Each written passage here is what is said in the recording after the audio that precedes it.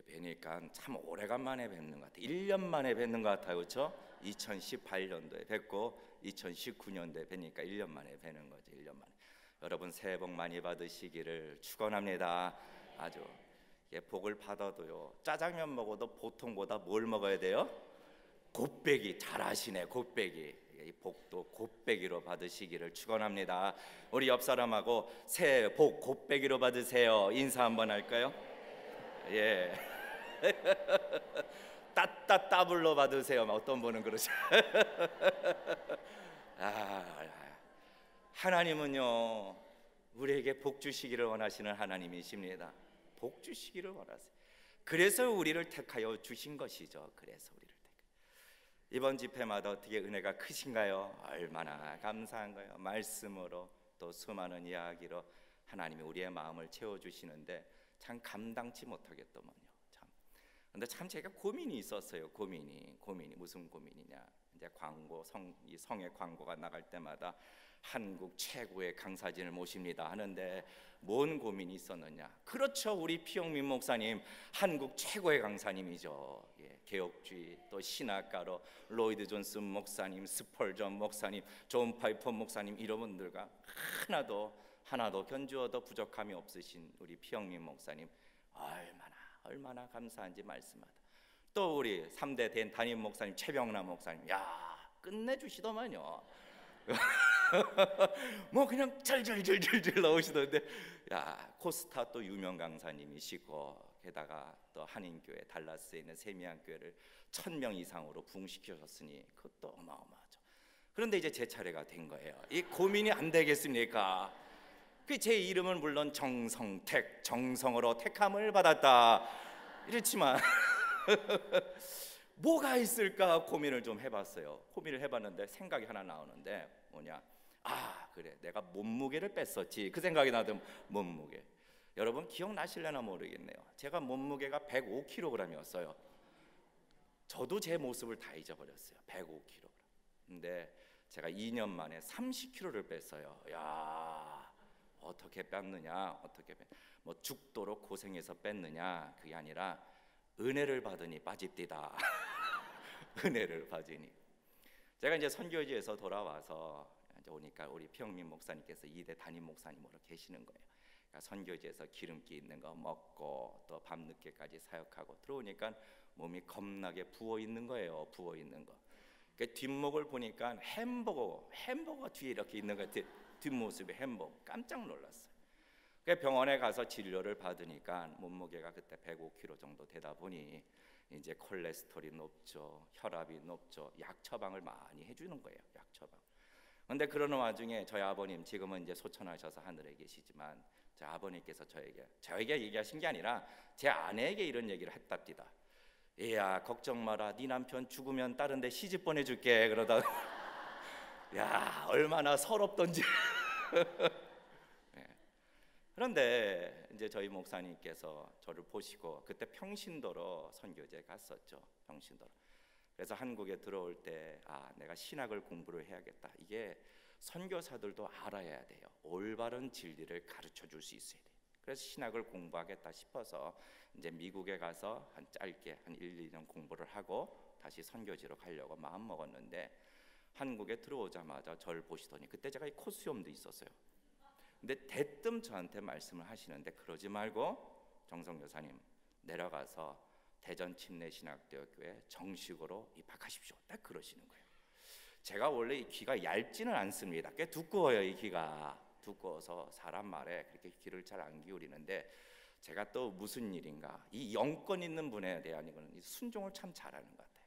그래서 제가 한 달 딱 기도하고 결정을 하고 제가 대전 침신대학으로 갔죠. 그래서 제가 이제 참 우리 목사님도 믿음이 대단하셔. 저를 뭘로 보고 그렇게 또 신학을 하라고 말씀을 하셨는가.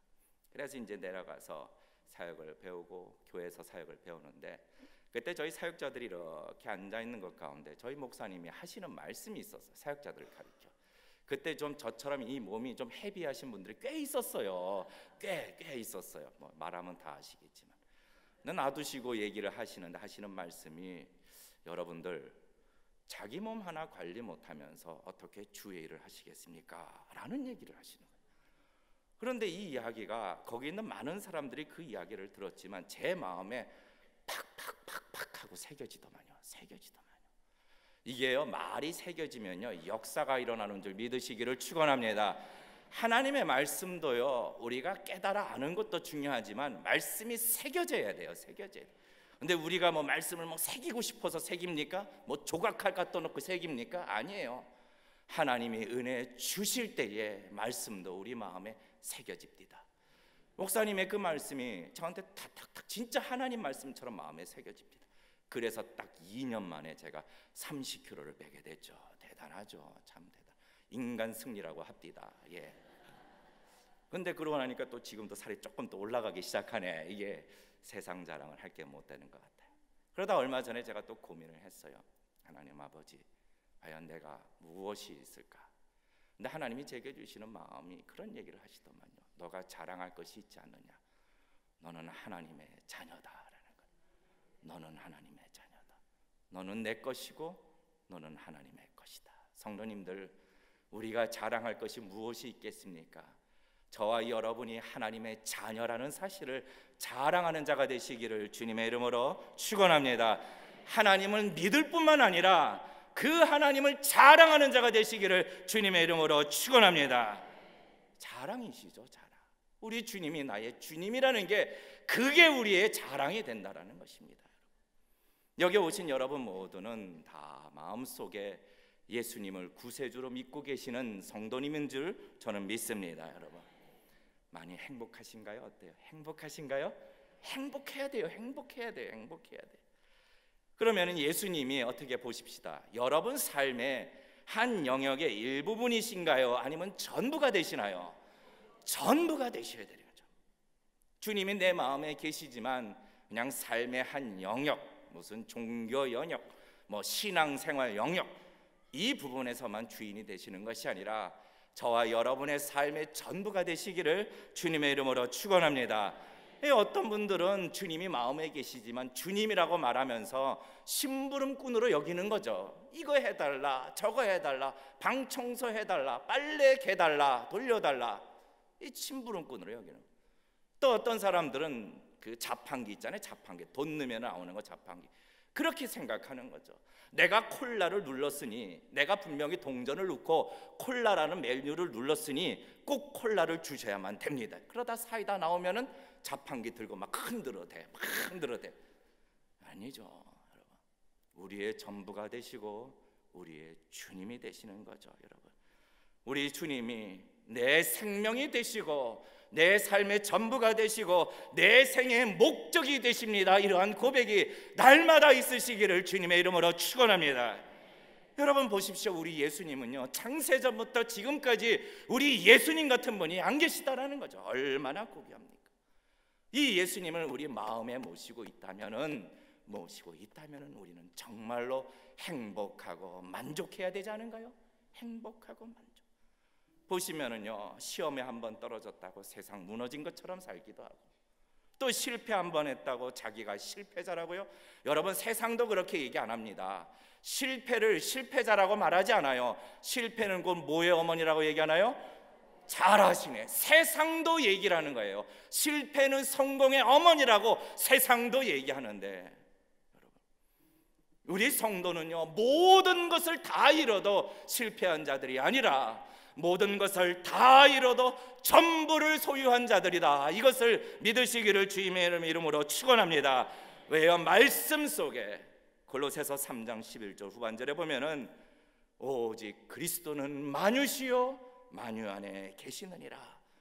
주님이 만유신데 그 주님을 내가 소유하고 있다면은 우리는 전부를 소유하고 있다라는 생각을 우리는 하여야 하는 거죠. 그러니까 우리는 얼굴 좀 피고 살아야 합니다. 뭘 피고 살아요? 얼굴 좀 피고 살아야 돼요. 어떤 분이 그러시잖아요. 낙하산 메고 떨어질 때 낙하산이 펴져야 사는 것처럼 우리 성도의 얼굴도 펴야 산다. 여러분, 우리 삶 속에 늘 얼굴 피고 사는 자가 되시기를 주님의 이름으로 축원합니다. 우리 옆 사람 한번 보세요. 많이 펴지셨나요? 예. 맞습니다. 예. 오늘 이야기들은 오늘 보신 본문의 말씀과 연관이 돼 있어요.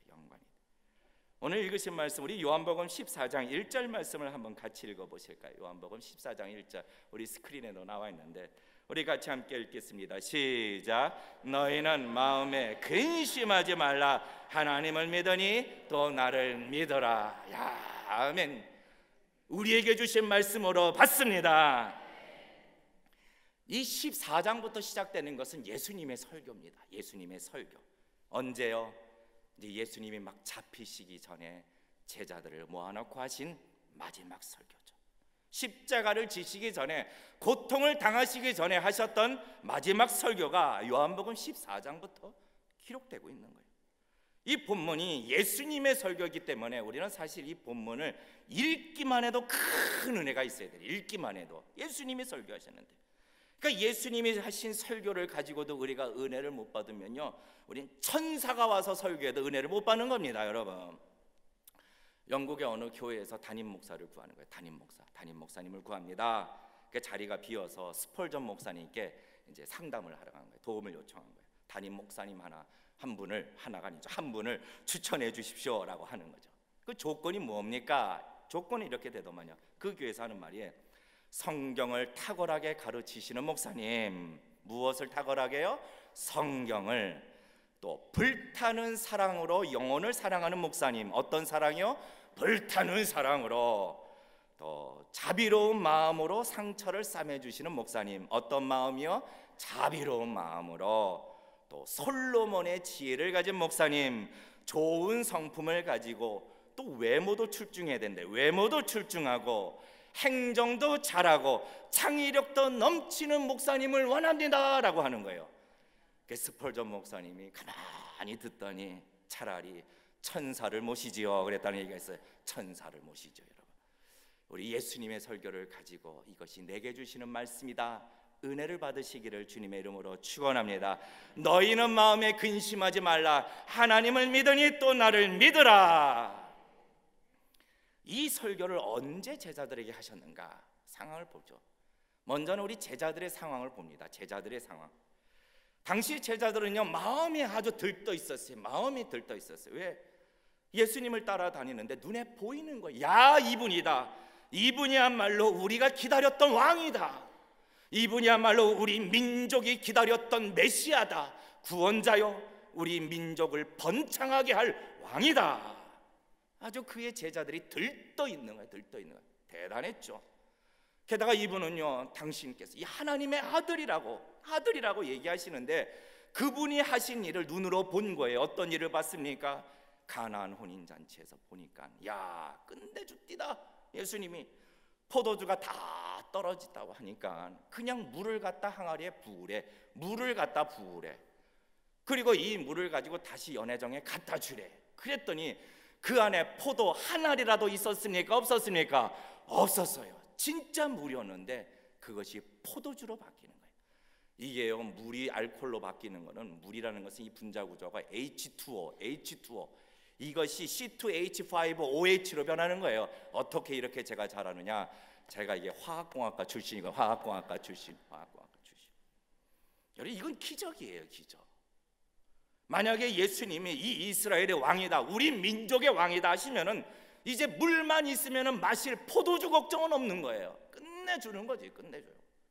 게다가 병자들을 고치는데 끝내줍니다. 병자들 고치는 것도요, 아니 그분의 옷자락만 만져도요, 이 혈류병 걸린 여인이 옷자락만 만져도 낫게 되는 역사가 있는 거예요. 끝내주는 거죠. 이 정도 되면은 이 예수님께서 이스라엘의 왕이 되신다, 이 민족의 지도자가 되신다 그러면은 정말 이 의사 선생님들은 다 이제 밥숟가락 내려놔야 되는 거예요. 환자가 없는 거죠. 병자가 없게 되는 거예요. 게다가요, 죽은 나사로까지 살리시는데 어마어마한 사건이죠. 그 나사로를 살리실 때 썩은 냄새가 진동하지 않았습니까? 썩은. 근데 이 나사로를 살리실 때 그 무덤 앞에서 나사로야 나오너라 하자 붕대가 감긴 채 나오는 나사로를 보면서 사람들이 다 경악하는 거예요. 그때 만약에 진짜 나사로라고 하지 않고 나오너라 했었으면 아마 거기 공포 영화 수준 됐을 거예요. 무덤 위에서 다 일어났을 테니까 누가 일어나는지 모르고 다 일어났을 때 난리가 났을 겁니다. 게다가 보니까 이 예수님의 인기요, 요새 그 인기 보니까 방탄소년단, 혹시 아시죠? 잘 몰라요. 방탄소년단 어마어마하더만요. 근데 이 방탄소년단의 인기보다도 이들이 와면 울고 갈 정도로 인기가 많으셨어요. 아주 겉옷을 가지고 예수님 발 앞도 아니라 예수님이 타고 다니시는 그 나귀 발 앞에다가 겉옷을 깔아놓는데, 이것을 보았던 제자들에게는 너무나도 기대와 흥분이 있었던 거예요. 게다가 하나님 나라를 얘기하는데, 하나님 나라를 얘기할 때마다 가슴이 쿵쾅쿵쾅 뛰는 거예요. 그래서 하나님 나라에 가면은 서로가 다 예수님 옆에 앉겠다고, 너는 우의정 나는 좌의정 막 다투기도 하고, 이처럼 지금 제자들이 볼 때는 이 예수님은 당신들이 기다렸던, 그 이스라엘 민족이 기다렸던 특별한 왕, 바로 자신들의 왕, 이스라엘이 그렇게 기다렸던 민족의 왕으로서는 손색도 없는 최고의 분이셨죠. 그런데 이게 웬 말입니까? 어느 순간부터인가 먹구름이 서서히 이렇게 드리워지게 되는, 어둠이 서서히 오게 되는 것 같은 그런 분위기가. 왜요? 최근 들어서 우리 예수님이 갑자기 당신이 죽을 것이다 라는 얘기를 하기 시작하는 거예요. 한 알의 밀알이 땅에 떨어져 썩어야 많은 열매를 맺는다고 하지 않으시나? 13장에 보니까 평소에 안 하시는 일도 하시네. 예수님이 갑자기 제자들 발을 씻기시는 거예요. 여러분이 살다 보면요, 갑자기 평소에 안 하는 일 하나 보면은 이게 뭔가 수상한 거예요. 수상한 거 무언가 있는 거죠. 게다가 요즘 하시는 말씀이, 지금 너희가 내가 하는 일을 너희가 알지 못하나 후에는 알 것이다, 이후에는 알 것이다, 이런 말들을 자꾸 하시는 거예요. 마음이 점점점 불안해지는 거예요. 아니, 주님 왜 그러십니까? 도대체 무슨 일입니까? 왜 이런 얘기를 하시는 거죠? 지금 우리는 민족의 왕으로서, 이스라엘의 왕으로서 당신이 오셔서 이 나라를 번창케 하실 것을 꿈꾸고 있는데 이게 무슨 얘기입니까? 여러분, 우리 요한복음 13장 33절 말씀에 이렇게 기록되어 있습니다.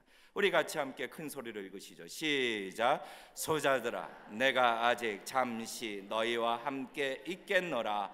너희가 나를 찾을 터이나 그러나 일찍 내가 유대인들에게 너희는 나의 가는 곳에 올 수 없다고 말한 것과 같이 지금 너희에게도 이르노라 라고 하는 거죠. 내가 가는 곳에 너희는 갈 수 없다라고, 올 수 없다라고 얘기를 하시는 거예요. 그리고 이제 이 14장의 말씀을 시작하는 것이죠. 제자들에게는 견딜 수 없는 겁니다. 이 예사롭지 않는 이런 분위기를 견딜 수 없는 겁니다. 점점점 절망스러워지고 있는 겁니다. 아니, 우리의 왕 예수님께서 어디로 가신다고? 죽으신다고? 희망이 사라지고 기대가 꺾이고 예수님이 없는 인생은 이들은 생각도 해본 적이 없었던 거거든요. 그러한 제자들에게 뭐라고 말씀하십니까? 가장 첫 번째, 설교로 첫 번째 하신 말씀이 바로 1절 말씀, 너희는 마음에 근심하지 말라. 하나님을 믿으니 또 나를 믿으라. 이 말씀은 마치 그 어둠 방 안에 가득 메우는 빛과 같이 되는 거예요. 빛과 같이 되는 거예요. 성도님들, 우리의 마음에 어둠이 있다 하더라도, 절망이 있다 하더라도, 기대와 다르다 하더라도 오늘 이 말씀이 저와 여러분에게 주시는 말씀으로 받으시기를 주님의 이름으로 축원합니다. 무슨 일이 있어도 마음에 근심하지 말라. 우리가 당하는 일이 정말로 위기 앞에 있을지라도, 그 어려움의 문턱 앞에 있을지라도, 여러분, 이 보배로운 말씀은 우리에게 주신 말씀이라는 거죠. 너희는 마음에 근심하지 말라. 하나님을 믿으니 또 나를 믿으라. 제가 오래전에 선교 지역이 카자흐스탄에서 사역을 했었을 때입니다. 카자흐스탄. 그 겨울에 얼마나 추운지 정말 춥디다. 정말로 추워. 가끔가다 들판에서 산토끼들이 일어서 있는 채 얼어 죽는 것도 보게 된다고 합니다. 얼어 죽는다. 추워요. 근데 거기가 또 무슬림들이 강세라 이제 예수님을 믿는 그 가장 민족들은 핍박을 참 많이 받았어요. 불타는 집도 있었고 참. 근데 저희 성도 중에 20대 젊은 아이누르라는 성도가 있었어요. 아이누르 20대 성도인데 그가 결국 예수님을 믿는다는 게 들통이 난 거예요. 그리고 예수님을 믿는 그런 교회라는 단체에 나간다는 것이 들통이 난 거죠. 처음에는 그 가족들이 모여가지고 이 아이누르라는 자매에게 막 꼬시는 거예요. 너 제발 예수님 믿는다고 하지 마라. 그 교회 가지 마라. 그러면 내가 너에게 직장도 구해주겠고, 그 나라는 직장 구하는 것이 하늘의 별 따기예요. 직장도 구해주겠고, 그리고 내가 너를 터키로 여행 보내주겠다. 그 나라 사람은요 평생 꿈이 있는데 그게 터키로 성지순례 가는 거예요. 터키로, 그 무슬림 성지로. 그래서 그걸 이렇게 막 꼬시는 거예요. 그런데 이 자매가 아니라는 거예요. 어떻게 내가 예수님을 부인할 수 있느냐, 그렇게 고집을 하니까 드디어 폭력이 나오는 거죠. 폭력. 너는 우리 가족의 배반자다, 민족의 배반자다. 매질을 하고 폭력을 당하고 머리채 뜯기고 옷 찢기고, 그리고 쫓겨난 일이 생긴 거예요. 저는 너무 놀랐어요. 그 얘기를 듣고 막 급하게 그 자매를 찾아간 거예요. 근데 가서 봤더니 우리 같이 있었던 그 성도들하고 같이 모여가지고 희희낙낙하는 거예요. 막 수다를 떨고 있는 거예요. 웃으면서 막 눈에 시퍼렇게 멍은 들었는데 달걀로 이렇게 문지르고 있더라. 거기도 똑같아요, 달걀 문지르는 거는. 그래서 제가 너무나도 걱정이 돼서, 아이누루 어떻게 된 거야? 괜찮아? 어디 다친 데 없어? 마음 괜찮니? 그런데 그 아이누라라는 그 자매가 저를 보면서 씩 웃으면서 얘기하는 거예요. 아니 선생님, 뭐가 그렇게 걱정이 있으십니까? 주님이 제 마음에 계시는데요. 여러분, 무엇이 그렇게 걱정이 있나요? 주님이 제 마음에 있는데. 그러면서 그 먹는 눈을 계속해서 달걀로 문지르고 씩 웃습니다. 여러분, 지금 우리 주님이 지금 당장 여기에 계셔야 되는데, 이 문제를 지금 당장 해결해 주셔야 하는데 왜 문제가 해결되지 않는 거지라는 이 반복되는 의심과 질문 속에서 많은 낙심들이 우리를 집어삼킬 때에도 여전히 그 자리에서 우리 주님은 우리에게 말씀하고 계시다라는 거죠. 무엇입니까? 너희는 마음에 근심하지 말라. 너희는 마음에 근심하지 말라.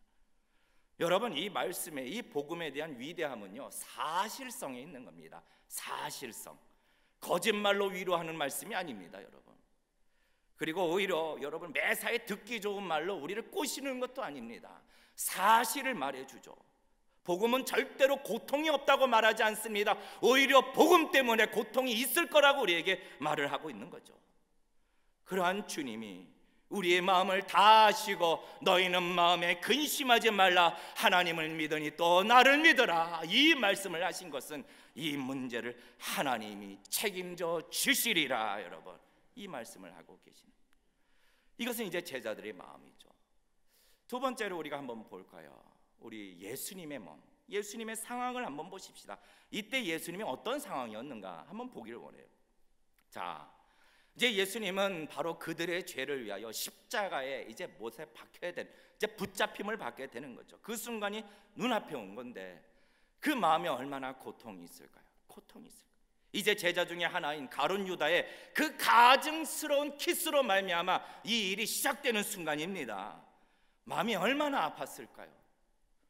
이 예수님의 십자가의 죽으심은 완전한 순종이지만 또한 소극적인 순종이라고 합니다. 소극적 순종. 왜요? 우리 주님께서는 하나님의 일에 대하여 다 적극적으로 순종하셨지만 이 십자가의 일을 놓고는 기도하신 거죠. 할 수만 있거든 이 잔이 내게서 지나가게 하여 주시옵소서. 그런데 그래도 하나님의 뜻대로 되기를 원합니다. 그 기도의 응답으로 이제는 십자가를 져야 하는 겁니다. 이제 곧 엘리 엘리 라마 사박단이라고 이제는 십자가 위에서 절규를 외쳐야 하는 순간이 바로 눈앞에 있는 것이죠. 이제 채찍질이 시작되는 겁니다. 찢겨지는 그 살은 예수님의 몸 그대로였고 흘리는 피는 예수님의 피 그대로입니다. 이 일이 이제 시작되기 직전입니다. 그런데 이 순간에, 이 고통의 위기에 우리 예수님의 눈은 어디에 가 있나요? 자기에게 있는 것이 아니라 제자들을 향하고 있는 거죠. 너희는 마음에 근심하지 말라, 하나님을 믿으니 또 나를 믿어라. 이게 주님이 마음이라는 주님. 어쩌면 이럴 수도 있어요. 내가 너희들 때문에 이제 고통을 당한다, 이렇게 말할 수도 있지만 그렇게 하지 아니하시고 너희는 마음에 근심하지 말라, 하나님을 믿으니 또 나를 믿어라. 얼마 전에 제가 기사를 봤습니다. 참, 부모님의 사랑이 이런 건가? 얼마 전에 어느 장성한 아들이 노모를 죽이는 사건이 있었죠. 이 노모가 죽어가면서 도망치는 그 그 아들을 향해서 이렇게 외쳤다고 합니다. 얘야, 얘야, 그 옷 피가 묻어 있으니 잡힐까? 옷 갈아입고 가라. 그런 얘기를 하셨다. 그런 얘기를. 이게 참 부모님의 마음인가 봐. 우리 주님은요, 이제 자기 백성을 위하여 십자가에 달리시는 고통을 이제 겪으셔야 하는데, 그 상황 속에서도 우리 주님은 우리를 향하여 말씀하고 있는 것이죠. 너희는 마음에 근심하지 말라. 하나님을 믿으니 또 나를 믿으라. 성도님들, 우리가 2019년 살아갈 때 이 주님의 말씀은 여전히 우리에게 주시는 말씀입니다. 여러분, 마음에 근심하지 마시고, 무슨 일이 있어도 마음에 근심하지 마시고, 하나님을 믿으니 또 주 예수 그리스도를 견고하게 붙드시기를 주님의 이름으로 축원합니다. 너희는 마음에 근심하지 말라라고 하시는 거예요. 마음에 근심하지 말라라고요. 그러면은 두 번째로 이 1절 말씀의 위대한 설교가 하나님을 믿으니 또 나를 믿으라. 이게 무슨 말씀인가? 여러분 생각해 보십시다. 여러분, 이 한글 성경에는 마치 너희가 하나님을 믿고 있는 것처럼 또 나를 믿어라 이런 뉘앙스 같지만, 헬라어 원어를 보면 두 개의 문장이 떨어져 있는 거예요. 어떤 문장이냐? 하나는 너희는 하나님을 믿어라, 그리고 또 나를 믿어라, 이렇게 얘기를 하시는 거예요. 너희는 하나님을 믿으라냐? 아니, 여러분 보십시다. 지금 너희는 하나님을 믿어라, 이 제자들은요, 유대인들은 이미 하나님을 믿고 있는 자들이에요. 그런데 하나님을 믿으라라고 말을 하고 있는 것이죠. 이게 무슨 얘기인가?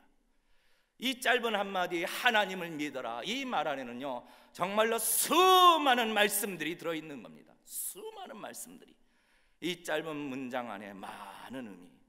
그런데 오늘 저는 말씀 속에서 세 가지 의미를 좀 살펴보고자 합니다. 무엇을 믿는 건가? 첫 번째, 모든 것이 하나님의 주권 속에 있다라는 것을 믿어라. 하나님의 주권 속에. 누구 손에 있는 거라고요? 하나님의 손에 있는 것을 믿어라. 하나님을 그냥 믿는다고 말하지 말고 너희에게 있는 모든 것들이 다 하나님의 손에 있는 것을 믿어라 라고 얘기하고 있는 것이죠. 이 세상에 있는 모든 피조물들과 세상의 모든 일들이 다 하나님 손에 의하여 움직이고 있다는 것을 믿으시기를 주님의 이름으로 축원합니다. 사람의 감정도 하나님의 손에 있는 것, 의지도 하나님의 손에 있는 것, 다 하나님의 손에 있는 것. 하나님의 백성들뿐만 아닙니다. 교회에서뿐만 아닙니다. 여러분, 모든 피조물과 이 세상의 모든 일들이 다 하나님의 손에 있다라는 것. 그리고 이 일은요, 하나님이 하시는 일은 그 누구도 막을 수 없는 전능하신 권세로 일하고 계시는 하나님이신 줄 믿으시기를 주님의 이름으로 축원합니다. 여러분, 나에게 있는 이 고통마저도, 내게 다가오는 이 문제마저도, 어두움마저도 하나님은 다 알고 계시고 갚아주시고, 하나님이 언제든지 당신이 원하시는 그때 역전시켜 주시고 상황을 바꿔주시는 하나님을 믿으시기를 주님의 이름으로 축원합니다. 성경에서 우리에게 무엇을 보여주나요? 왜 홍해를 갈라주시나요? 왜 에서를 통하여 모르드게와 하만의 사건을 우리에게 보여주시나요? 하나님은 역전시키시는 하나님이시다, 이것을 보여주고 계시는 거죠. 여러분, 우리는 하나님을 믿습니다. 예, 좋습니다. 그러나 정말로 모든 것이 하나님 손에 있음을 견고하게 붙드시기를 주님의 이름으로 축원합니다. 근심하지 말라, 하나님을 믿으라. 두 번째로 무엇을 믿는 건가? 하나님의 무한하신 지혜를 믿는 거예요. 무한하신 지혜, 하나님의 지혜. 우리는 도저히 알 수도 없습니다. 내게 왜 이런 일들이 있는지. 우리 주님은요, 나보다도 나를 더 잘 알고 계시는 주님 맞습니까, 여러분? 우리는 사람들 속을 잘 몰라요. 그 안에 무슨 꿍꿍이가 있는지. 특히 남자분들은 여자 속을 잘 모르겠다고 그렇게 합디다. 정말로 여자 속 알기가 어려운 것 같아요. 예, 제가 한번 말씀을 드렸던 것 같은데, 제가 제 아내랑 데이트할 때 제가 밤 그때가 한 11시인가 12시인가 전화를 했었죠. 전화를 데이트할 때였습니다. 제가 그때 학교가 아주대기 때문에 수원이 있었죠. 아주 오래전 일인데, 근데 전화를 받았는데 제 아내가, 그때는 여자친구죠, 우는 거예요. 전화기 속에서 울어요. 그 왜 우는가? 왜 울어? 그랬더니 몰라, 눈물이 나와 이러는 거예요. 몰라, 눈물이 나와. 야, 여자의 속은 정말로 알 수 없디다 여러분. 그래 어쨌든 우는 소리를 제가 들었는데 그날 밤잠을 편하게 잤겠습니까? 못 잤겠습니까? 못 잤죠. 못 잤죠. 여기서 편하게 잤다 그러면은 이제 사단 나는 겁니다. 이제 못 잤죠. 못 잤죠. 걱정이 되는 거예요. 그래서 그때 당시 총알 택시라는 게 있어. 총알 택시. 야, 학생 때 무슨 돈이 있습니까? 그 수원에서 돈을 탁 빌려가지고 총알 택시 딱 타가지고 제 여자친구 집 앞에 딱 도착한 거예요. 도착할 때 그냥 도착했는가? 인형도 하나 사가지고 가야죠. 인형. 근데 도착을 했는데 이게 웬걸, 그 집 앞에서 가만히 초인종을 누르려고 하다 보는데 안에서 하하하 호호호 깔깔깔 이런 소리가 막 나는 거예요.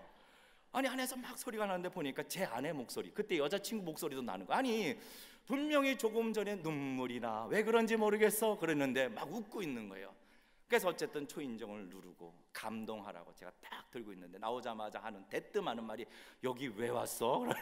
여기 왜 왔어? 야, 이 여자의 속은 정말로 알 수 없습니다 여러분. 우리 주님은 다 아십니다. 다 아십니다. 다 아세요. 다 아세요. 우리의 연약함도 아시고 우리의 억울함도 아시고 우리의 길과 하나님의 길은 다르다고 하고 우리의 생각과 하나님의 생각은 다르다고 말씀하시는 거죠. 우리는 하나님을 믿되 하나님의 무한하신 지혜를 믿는 자가 되시기를 주님의 이름으로 축원합니다. 모든 일에는 다 하나님의 이유가 있는 것이고 모든 일에는 하나님의 목적이 있는 것이고 모든 일에는 다 하나님의 뜻이 있다라고 우리는 믿어야 하는 것입니다. 여러분 믿어요. 오늘 지금 예수님께서는 제자들에게 당신이 왜 죽어야 되는지 이런 얘기를 안 하세요. 지금 불안과 공포가 엄습하고 있는 제자들에게 떠나가시려고 하시는 이 예수님에게 예수님은 내가 왜 죽어야 하는지 조목조목 이렇게 이해시키려고 하지 않으십니다. 단지 뭐라고 말씀하시는가요? 하나님을 믿어라 라고요. 하나님을 믿어라. 하나님의 놀라운 계획을 믿어라. 하나님의 뜻을 믿어라. 하나님의 역사를 믿어라. 여러분 2019년도 하나님을 믿으시되 하나님의 놀라운 지혜도 믿는 자가 되시기를 주님의 이름으로 축원합니다. 왜 죽으셔야만 하나요 예수님? 우리는 이해할 수 없지만 이것은 하나님의 뜻이 있었던 거죠. 피 흘림이 없이는 죄사함도 없다라고 말씀하시는 것. 무슨 뜻이셨습니까? 요한복음 6장 39절 말씀, 우리 이 말씀을 한번 크게 같이 한번 읽으실까요? 시작. 나를 보내신 이의 뜻을 행하려 함이니라. 나를 보내신 이의 뜻은 내게 주신 자 중에 내가 하나도 잃어버리지 아니하고 마지막 날에 다시 살리는 이것이니라. 아멘. 이를 위하여 이제 피를 흘리셔야 되는 거죠. 하나님을 믿어라. 세 번째로 무엇을 믿어야 하는가? 하나님을 믿어라. 이것은요 하나님의 사랑을 믿으라는 거예요. 하나님의 사랑, 하나님의 사랑. 하나님의 절대적인 주권과 역사를 믿되 하나님의 지혜를 믿되 너희를 향하고 있는 하나님의 사랑을 믿어라라고 말씀을 하는 거죠. 하나님은 반드시 자기가 택한 그 백성이 멸망으로 끝내지 아니하시고 영광으로 환대해 주시는 하나님이신 줄 믿으시기를 주님의 이름으로 축원합니다. 성도의 인생을 고통으로 끝내지 않으신다라는 거예요. 왜요? 사랑이시기 때문에요. 사랑이시기 때문에. 우리가 가는 이 길이 험난해 보일지라도 사망의 길이나 멸망의 길이 아니라 이 길은 생명으로 가는 길이요 영광으로 가는 길인 줄 믿으시기를 축원합니다. 왜요? 하나님은 당신이 택한 자들을 결코 버리지 아니하시기 때문에, 그 사랑 때문에요. 여러분 로마서 8장 35절 말씀 너무나도 잘 아시는 말씀이죠. 로마서 8장 35절 이 말씀, 누가 우리를 그리스도에서 사랑해서 끊으리요? 환난이나 곤고나 핍박이나 기근이나 적신이나 위험이나 칼이라. 여러분 기억하십시오. 하나님의 사랑에서 끊을 자 없도다. 여러분 이것을, 그 사랑이 어떤 사랑인가요? 여러분 자기 아들을 아끼지 아니하여 주신, 아끼지 아니하시고 내어주신 이가 어찌 그 아들과 함께 모든 것을 다 우리에게 주시지 아니하겠느냐. 여러분 이 하나님의 사랑을 붙드시기를 주님의 이름으로 축원합니다. 여러분 하나님을 믿어라. 그냥 믿는 것이 아니라 하나님의 주권적인 일하심을 믿는 것이고 하나님의 지혜로움을 믿는 것이고 하나님의 사랑을 붙들어야 하는 것이죠. 그러면 두 번째로 하나님을 믿어라 이렇게 끝내지 아니하시고 우리 주님이 또 얘기하시는 게 또 나를 믿어라 라고 해요. 또 나를 믿어라. 아니 지금 분명히 제자들은 예수님을 믿고 있기 때문에 지금까지 다 버리고 따라하는데, 그런데 주님을 믿으라뇨 무슨 얘기입니까 여러분? 오늘 이 단순한 명령 안에도 많은 것이 있지만 두 가지만 좀 보기를 원합니다. 첫 번째는 하나님을 믿으니 또 나를 믿어라. 이것은 내가 곧 예수님이 하나님이다 이것을 믿으라고 가르쳐 주시는 거예요. 믿으라. 왜요 여러분? 유대인들이요 끊임없이 혼란에 빠지는 것이 있어요. 끊임없이 혼란에 빠지는 것. 예수님이 하나님의 아들이라는 것, 이것은 인정치 못하는 것. 예수님은 훌륭한 선생님, 예수님은 지혜로운 성인, 어쩌면 선지자, 이것은 내가 받아들이겠다. 그러나 예수님이 하나님이라고, 하나님의 아들이라고, 아니야 참나마도다 참나마도다 하면서 결국 예수님은 십자가에 못 박은 이들이 유대인입니다. 이것을 받을 수 없다라는 거예요. 오늘날도 그래요 여러분. 많은 신학자들도 얘기를 합니다.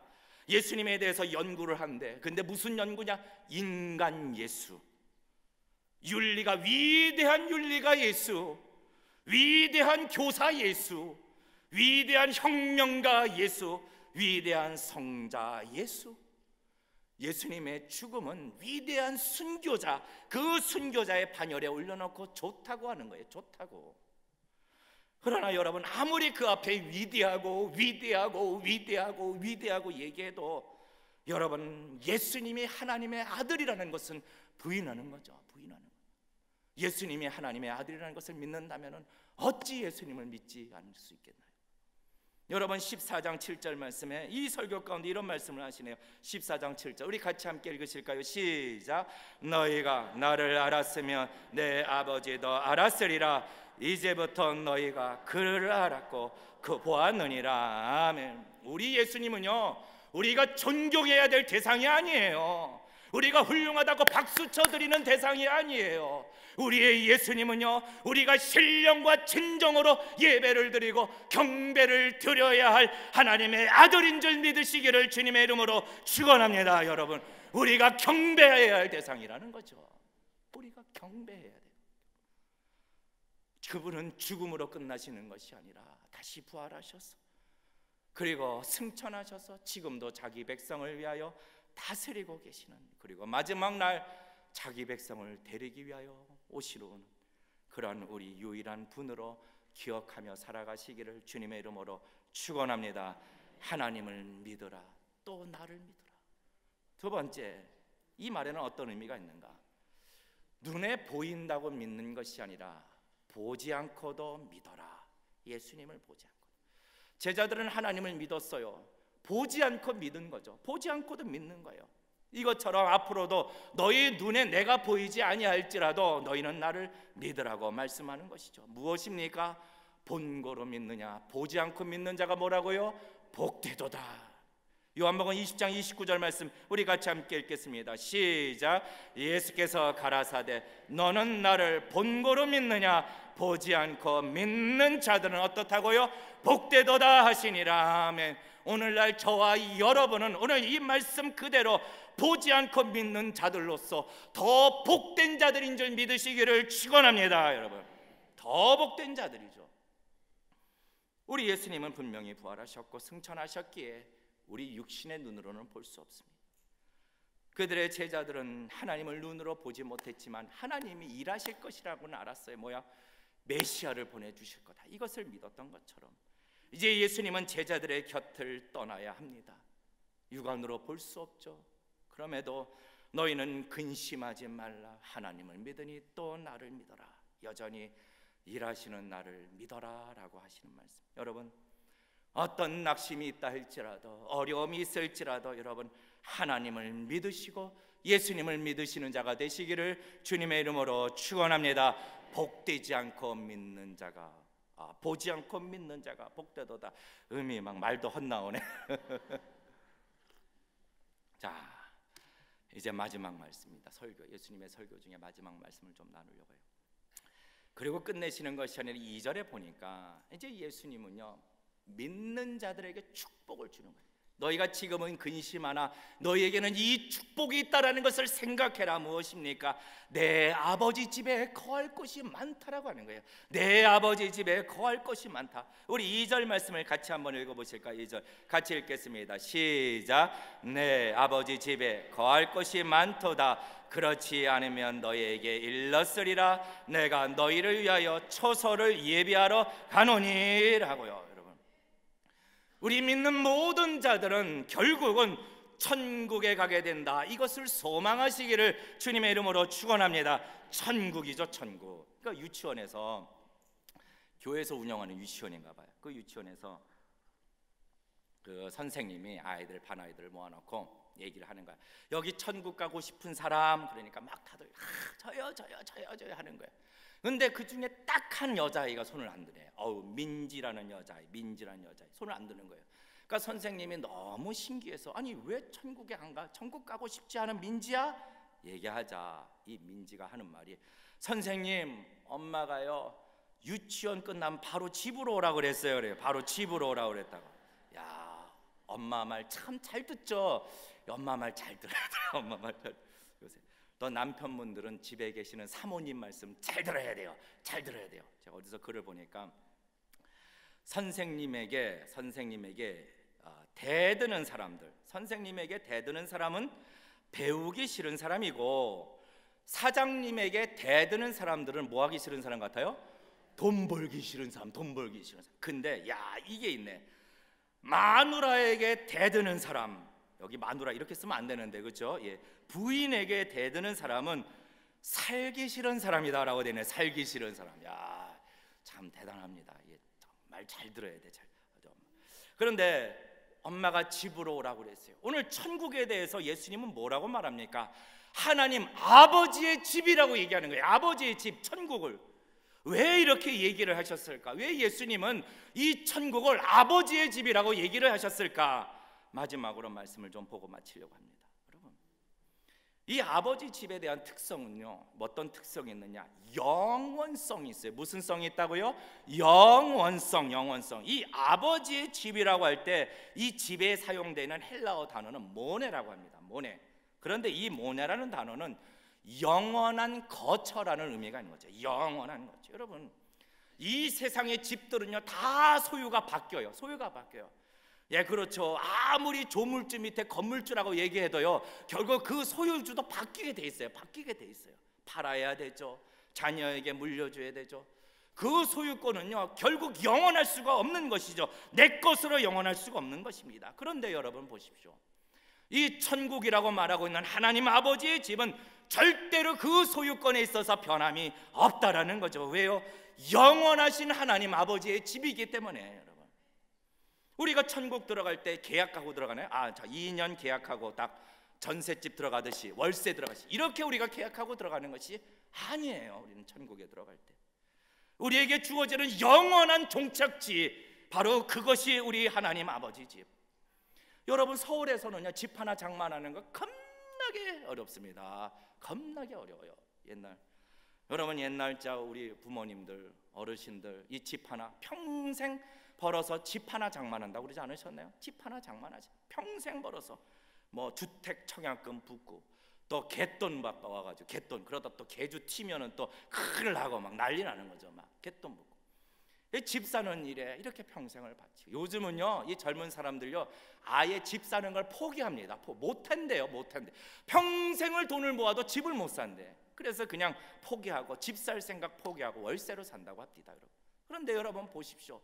그럼에도 불구하고 하나님은 우리에게 영원한 집이 있다라고 말씀하고 있는 것이죠. 여러분, 하늘에 있는 그 큰 집, 영원한 집, 우리가 거할 그 안식처를 바라보는 자가 되시기를 주님의 이름으로 축원합니다. 너희는 마음에 근심하지 말라. 하나님을 믿으니 또 나를 믿어라.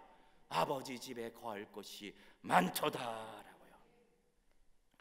두 번째로 이 아버지의 집이라고 말하는 이유가 무언가? 아버지의 집, 이것은요 아버지가 계시는 거예요. 계신 곳, 하나님의 임재를 의미하고 있는 거죠. 하나님과 동행하는 것. 예수님께서 공생애 가운데에 아버지의 집이라고 이렇게 언급하신 장소가 딱 한 군데 더 있어요. 딱 한 군데 어디가 있느냐? 우리 요한복음 2장 16절 말씀을 같이 한번 읽어보실까요? 요한복음 2장 16절 같이 읽겠습니다. 시작. 비둘기 파는 사람에게 이르시되 이것을 여기서 가져가라. 내 아버지 집으로 장사하는 집을 만들지 말라 하시니, 예루살렘 성전을 가리켜 아버지의 집이라고 말씀을 하시는 거예요. 누가복음 2장에 보면은 예수님이 12살 때에 유월절이 돼가지고 그 부모님을 따라 갔다가 부모님들이 막 또 예수님 찾아다니죠. 그저 예수님이 말하는 거죠. 성전에서 발견하는데 어찌하여 나를 찾으셨습니까? 내가 아버지 집에 있어야 하는 줄 모르셨나이까? 이 예루살렘 성전을 가리켜 아버지의 집, 왜 그런가요? 왜? 이 성전은요 하나님의 임재를 의미하는 장소, 임재를 상징하는 장소이기 때문에 그렇습니다. 하나님의 임재가 있는 거예요. 여러분, 오늘날도 이 교회가 하나님의 임재가 있는 아버지 집이 되시기를 주님의 이름으로 축원합니다. 왜요? 하나님과의 만남이 있는 장소예요. 교회는요. 여러분, 하나님의 임재가 있을 때 어떻게 되나요? 슬픔이 변하여 기쁨으로 변하고, 근심이 변하여 찬송이 변하며, 어둠이 변하여 빛으로 변하게 되는 줄 믿으시기를 축원합니다. 여러분, 그래서 우리가 교회에 올 때에 기쁨으로 나와야 되는 거죠. 기쁨으로, 교회 나올 때 기쁨으로 막 나오기 싫어가지고 어느 그냥 장성한 아들이 그냥 어머니한테 그냥 아유 저 오늘 교회 가기 싫어요. 정말 가기 싫어요. 도대체 노모가 깜짝 오늘 주일인데 왜 가기 싫으냐? 아 정말로 가기 싫어요. 설교가 얼마나 지루한지 모르겠다. 얼마나 막 다 좋은데 나 너무 따분한데 또 하루에 예배를 3번이나 드려야 되고 4번이나 드려야 되고 얼마나 피곤한지 모른다고 어머니는. 그래도 가야 되지 않냐? 아 오늘 너무 피곤해서 나 오늘 교회 가기 싫다고. 그러자 이 어머니 하는 말이 야 너 그 교회 담임 목사인데 안 가면 되겠냐 뭐 이런 얘기도 있잖아요. 예. 가기 싫어. 이제서야 아들 하시네. 예. 여러분, 교회는요 우리가 교회 나올 때 기쁨으로 나올 수 있어요. 왜요? 하나님의 임재가 있는 곳이기 때문에. 여러분, 우리 후탁교인 되지 말라고. 아시잖아요. 후탁교인 성경책 이렇게 쌓여있다 먼지 한참 있으면 일주일에 한번 탁 하고 나면 후탁교인, 이런 교인이 아니라 여러분 하나님의 성전에 나오고 교회 나올 때마다 기쁨으로 나오시기를 주님의 이름으로 축원합니다. 여러분, 그런데 저 천국을 가리켜 아버지의 집, 이것은 하나님의 임재가 간헐적으로 있는 것이 아니라 항상 매 순간마다 하나님의 임재를 경험하게 되는, 이 기쁨과 평강과 놀라운 즐거움과 행복을 경험하게 되는 것. 14장 3절 말씀에 뭐라고 말씀하시나요? 나 있는 곳에 너희도 있게 하리라. 여러분, 얼마나 보배로운 약속인가요? 사랑하는 주님과 날마다 한순간도 떨어지지 아니하고 주님과 함께 거하게 되는 그곳, 아버지의 집. 여러분, 영원하고도 변치 않은 늘 하나님과 우리 사랑하는 주님이 동행하는 그 아버지의 집을 우리에게 있다 기억하며 소망 가운데 살아가시기를 주님의 이름으로 축원합니다. 여러분, 세 번째로 왜 아버지 집이라고 또 그랬을까? 어머니의 집도 아니고 아버지의 집. 이 아버지의 집의 의미는 이게 풍요로움을 의미하는 거죠. 아버지의 집 하면 뭐가 생각이 납니까? 이 탕자의 비유가 생각이. 탕자. 여러분, 탕자 기억나시나요? 탕자는요 가산을 다 탕진해도 돌아갈 곳이 있어요. 어디요? 아버지 집으로 돌아가는 거예요. 아버지 집으로. 그것은 안전한 곳이죠. 그것은 풍족한 곳이죠. 자기 자녀를 위하여 자녀가 뱀풀어지는 곳이죠. 여러분, 어느 주일학교에서 그 주일학교 선생님이 애들 모아놓고 이 탕자 얘기를 한 거예요. 말씀을 하면서 애들한테, 애들아, 탕자가 돌아왔을 때 제일 싫어했던 사람이 누구인 것 같냐? 그러자 어느 아이가 손을 번쩍 들더니 살찐 송아지요. 그러니까 살찐 송아지. 왜? 아들을 위해서 잡으니까. 아들을 위해서. 우리를 위하여 잔치가 베풀어지고 풍족한 것, 조금도 부족함이 없는 것. 예수님은 아버지의 집이 거할 것이 많다라고 얘기하는 겁니다. 제한이 없어요. 여러분, 우리가 무슨 제한이 많아가지고 번호표 뽑고 대기하는 거. 요새 맛집만 가도요 번호표 뽑고 대기하더만요. 그럴 이유가 없어요. 하나님의 사랑이 부족한 거예요? 아닙니다. 여러분, 그러나 우리가 그 집에 들어가기 위해서 딱 하나 조건이 있는 거죠. 딱 하나 조건. 무엇입니까? 제자들은 하나님 아버지 집에 들어갈 그 갈 길에 대하여 예수님께 물어보는데 그 길은 어디로 가야 되나요? 주님 가신 그곳에 저도 갈 수 있나요? 그러자 오늘 6절 말씀에 주님이 말씀하시는 말씀 우리 같이 함께 읽으실까요? 시작. 예수께서 가라사대 내가 곧 길이요 진리요 생명이니 나로 말미암지 않고는 아버지께로 올 자가 없느니라. 오직 이거 한 가지입니다.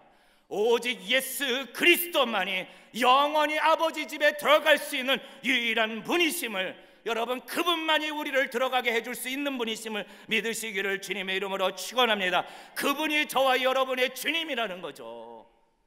아무리 아버지 집이 영원하고요, 아무리 열려있고 풍족하다 할지라도, 넉넉한 곳이라 할지라도 결코 예수님이 없이는요, 예수님으로 말미암지 않고는 들어갈 수 없는 곳, 그것이 저와 여러분을 기다리고 있다.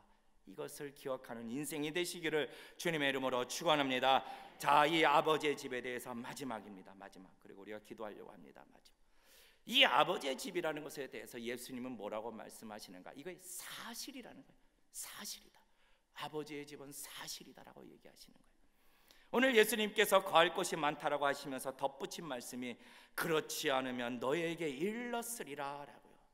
당신이 하신 이 말들이 다 사실이라는 거예요. 사실이라. 우리 예수님은 진리이십니다. 절대로 속이지 않으시는 분이십니다. 오직 참된 것만을 말하시고 사실만 말씀하시는 우리 주님. 너희는 먼저 그의 나라와 그의 의를 구하라. 그리하면 이 모든 것을 너에게 더하시겠다라고 말씀하시면은 그 말씀대로 일하시는 주님을 붙드시기를 축원합니다. 사실을 말씀하시는 분이에요. 우리 주님은. 여러분, 사단은 정반대. 상단은요 거짓말, 속삭, 거짓의 영. 괜찮다. 죄 지어도 괜찮다. 죄 딱 지으면 정죄해서 지옥에 끌고 가고 괜찮다. 여러분, 사단은 뭐라고 말하나요? 우리가 아버지 집에 거할 곳이 없다라고 속이고 있고, 사단은 뭐라 말하나요? 아버지 집에 들어가더라도 여러 길이 있다라고, 여러 종교가 있다라고 속이는 거죠. 여러분, 선한 일을 통해서도 그 아버지 집에 들어갈 수 있다고 속이고, 이타적인 삶을 통해서도 그 집에 들어갈 수 있다고 속이고, 해탈하면 스스로 신이 되면 들어갈 수 있다고 속이고 또 속이고. 그러나 우리 주님은요, 사실만을 말하는 분이십니다. 요한복음 18장 37절 말씀, 우리 주님이 뭐라고 말씀하시나요? 요한복음 18장 37절 같이 읽으실까요? 시작. 내가 이를 위하여 태어났으며 내가 이를 위하여 세상에 왔느니 곧 진리에 대하여 증언하러 함이니라. 뭐에 대하여 증언하신다고요? 진리에 대하여. 여러분, 이 진리를 붙드시기를 축원합니다. 예수님이 오신 이유가 이 진리를 증언하시기 위해서 오셨다라는 거죠. 너희는 마음에 근심하지 말라. 하나님을 믿으니 또 나를 믿어라. 너희를 위하여 아버지 집에 거할 곳이 많도다라고 말씀하고 있는, 성경을 통해 주셔서 우리에게 보여주시는 이 약속들은 다 사실이요, 다 진리요, 거짓이 없는 것. 여러분, 예수님을 마음에 모신 자들은 그래서 거짓이 없어야 돼요. 예수님이 마음에 있는데 막 거짓말하면 안 되죠. 여러분, 여러분, 천국은 하나님 아버지의 집, 영원한 집이며 풍족한 집이며 우리 주님이 늘 임재하는 그 집이 저와 여러분을 기다리고 있다. 여러분, 2019년도 이 소망이 저와 여러분 가운데 있으시기를 주님의 이름으로 축원합니다. 이제 우리 주님은 잠시의 이별을 하시게 되나요? 그러나 이 이별은 곧 축복을 위한 이별이었습니다. 축복을 위한, 우리의 거할 처소를 예배하시기 위하여. 그리고 그냥 떠나가신 것이 아니라 우리를 홀로 두시지 아니하시고 우리에게 보혜사 성령님을 보내주셨습니다. 여러분, 저와 여러분 안에 보혜사 성령님이 계시는 줄 믿으십니까? 여러분, 성령님이 저와 여러분 안에서 동행하고 계신다. 여러분, 여전히 우리의 눈이 보일지 아니할지라도 요한복음 14장 16절 말씀, 이 말씀 같이 보시고 말씀을 맺고자 합니다. 같이 읽으실까요? 요한복음 16장 14절 같이 읽겠습니다. 시작. 내가 아버지께 구하겠으니 그가 또 다른 보혜사를 너희에게 주사 영원토록 너희와 함께 있게 하시리라. 아멘, 아멘. 그러므로 우리는 여전히 이 땅에서 우리 주님이 눈에 보이지 않는다 할지라도 우리 주님과 동행하는 기쁨과 평강을 누릴 수 있게 되는 것이죠. 여러분, 우리 주님이 말씀하십니다. 불안하느냐? 2019년도 또 근심 속에 있느냐? 또 무슨 문제를 앞두고 염려하느냐? 여러분, 해결되지 않고 있느냐? 우리 주님이 그러면서 말씀하시는 것이 너희는 마음에 근심하지 말라. 여러분, 우리 주님의 말씀이십니다. 하나님을 믿으니 또 나를 믿어라. 여러분, 이 말씀을 통하여 우리가 본향으로 돌아가기 전 이 땅에서 말씀을 마음판에 새기고 근심하지 마시고, 네, 우리는 믿습니다, 하나님을 믿습니다, 주님을 믿습니다. 아니요, 그것에 지나 주의 말씀을 견고히 붙잡으시고 하나님의 섭리를 의지하시며 구하시고 기도하시고 의지하는 자가 다 되시기를 주님의 이름으로 축원합니다. 하나님의 자랑이 되십시오. 여러분이 하나님의 자랑이 되시는 성도들이 되시기를 주님의 이름으로 축원합니다. 우리 같이 찬양 한 곡 부르고 함께 기도하기를 원합니다. 여러분, 예수 우리 왕이요, 우리 같이 찬양하실까요? 우리 주님은요, 지금도 저와 여러분을 위하여 간구하시는 주님이십니다. 지금도 하늘 보좌에서 저와 여러분을 위하여 간구하시는 주님이십니다. 그 주님이 오늘 이 말씀을 우리에게도 주시는 거죠. 너희는 마음에 근심하지 말라. 하나님을 믿으니 또 나를 믿어라. 우리 같이 이 찬양, 예수 우리 왕이여 같이 찬양하시겠습니다. 예수 우리 왕이여 이곳에 오소서. 보좌로 주여 이 찬양을 받아 주소서. 찬양을 받아 주소서. 주님을 찬양하오니 주님을 찬양하오니 주님을 경배하오니 주님을 경배하오니 왕이신 예수여, 왕이신 예수여, 찾아가시리소서. 우리 다시 한번 예수 우리 왕이여, 이 예수 우리 왕이여 이곳에 오소서. 이곳에 오소서. 보좌로 주여 임하사 보좌로 주여 찬양을 받아 주소서. 주님을 찬양하오니 주님을 찬양하오니 주님을 경배하오니 주님을 경배하오니 왕이신 예수여, 왕이신 예수여, 찾아가사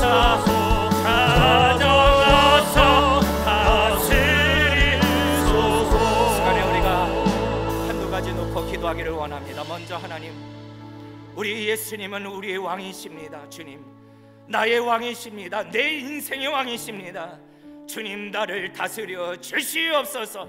2019년도 나를 다스려 주시고 나의 가정도 다스려 주시옵소서. 우리 예수님은 우리의 왕이 되십니다. 우리 한번 통성으로 오른손 들고 주여 한번 외치고 나를 다스려 달라고, 우리의 인생을 다스려 달라고, 우리의 가정을 다스려 달라고, 예수 우리 왕이여 자정하여 달라고 주여 한번 외치고 통성으로 기도하시겠습니다. 주여, 아버지 하나님.